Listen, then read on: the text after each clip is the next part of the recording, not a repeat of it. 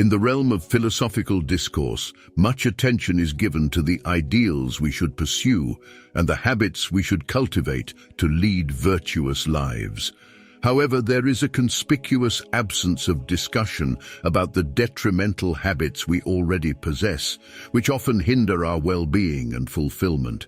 As the Stoic philosopher Epictetus wisely noted, there are two vices much darker and more serious than the rest: lack of persistence and lack of high mastery. Persist and resist.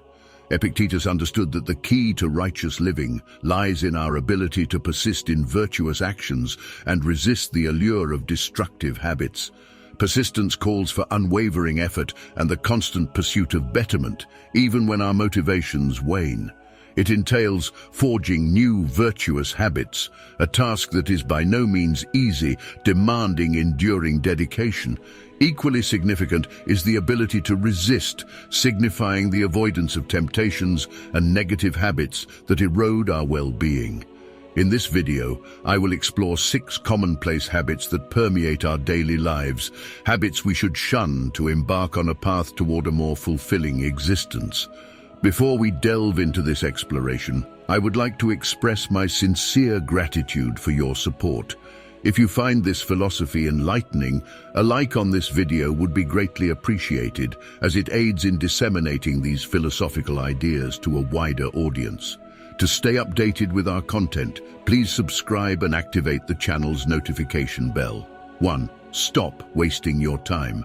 Seneca once said, "I have this to say, we complain that our days are few, but we act as if they were infinite." Seneca's contemplations on the brevity of life led him to the realization that many among us merely exist, failing to truly live. We fritter away precious moments engaging in activities that yield no value or succumb to procrastination when we should act. It is as if we believe time is an infinite resource, forgetting that it is our most invaluable possession. We cannot guarantee our existence tomorrow, nor the opportunity to fulfill our desires. In the words of Marcus Aurelius, "You could stop living right now. Let that determine what you say, do, and think." May this reflection on the temporal nature of existence inspire you to cherish and utilize time with the gravitas it warrants.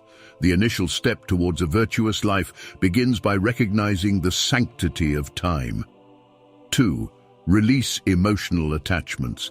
Stoicism urges us not only to relinquish physical attachments, but also to sever emotional ties. If we err in life, we must refrain from self-inflicted torment and instead extract valuable lessons to avoid repetition. Guilt and regret, while natural responses to wrongdoing, should not become perpetual sources of torment. Errors are inherent to the human experience, and their emotional weight should not be needlessly borne. Acknowledge the mistake, glean wisdom from it, and refrain from excessive self-flagellation. We all falter. However, our focus must be on growth rather than relentless suffering. 3. Stop procrastinating. Marcus Aurelius in his Meditations reminds us, "You could do something good today, but you choose to do it tomorrow." In the words of Seneca, all fools have in common that they are always getting ready to begin. We prefer to say, "I'll do this tomorrow," instead of saying, "I'll never do this." Oftentimes, procrastination leads to abandoned intentions.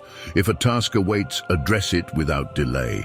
Why postpone an obligation even if it lures the indolent spirit? Performing what is necessary promptly holds numerous advantages. First, it acknowledges the constraint of time, which is precious and finite. Second, it enhances the enjoyment of rest, as responsibilities do not linger in the mind. Procrastination begets guilt, diluting the pleasures of leisure. Ultimately, any postponed task must eventually be faced, offering no gain through delay. Few sensations surpass the satisfaction of a job well executed, and true satisfaction arises from completing it at the opportune moment. 4. Stop being a slave. Seneca aptly declared, "He is a slave. Show me someone who is not a slave." One is a slave to lust, another to greed, a third to ambition, and all are slaves to hope, all are slaves to fear. There is no more shameful slavery than voluntary servitude. Seneca's assertion holds profound truth.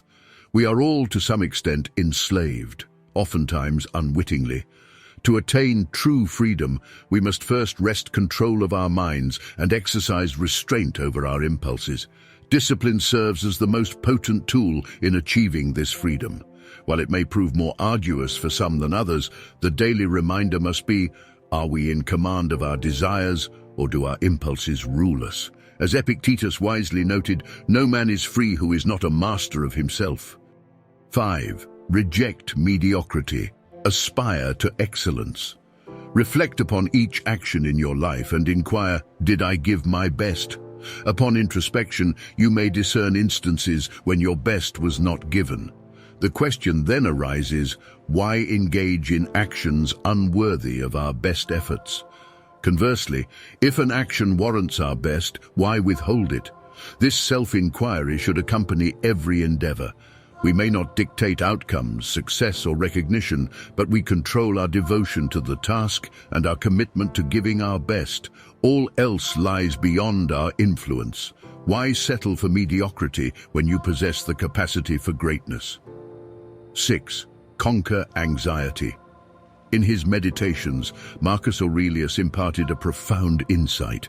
Today, I escaped anxiety, or no, I discarded it, because it was within me in my own perceptions. Outside events don't disturb me, only my judgment does.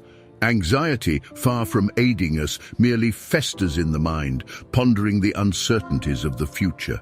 Understand that regardless of what may come to pass, you have overcome graver circumstances in the past. You possess the tools to confront life's adversities, discern between elements beyond your control and those within your dominion. Contemplate the worst-case scenario, often revealing it as less dire than apprehended. Do you recognize any of these habits within yourself, habits you aspire to dispel? I eagerly await your comments. May this video guide you in relinquishing habits prevalent in daily life that hinder our well-being. By shedding these habits and embracing new, virtuous ones, we pave the way to a life characterized by tranquility and purpose.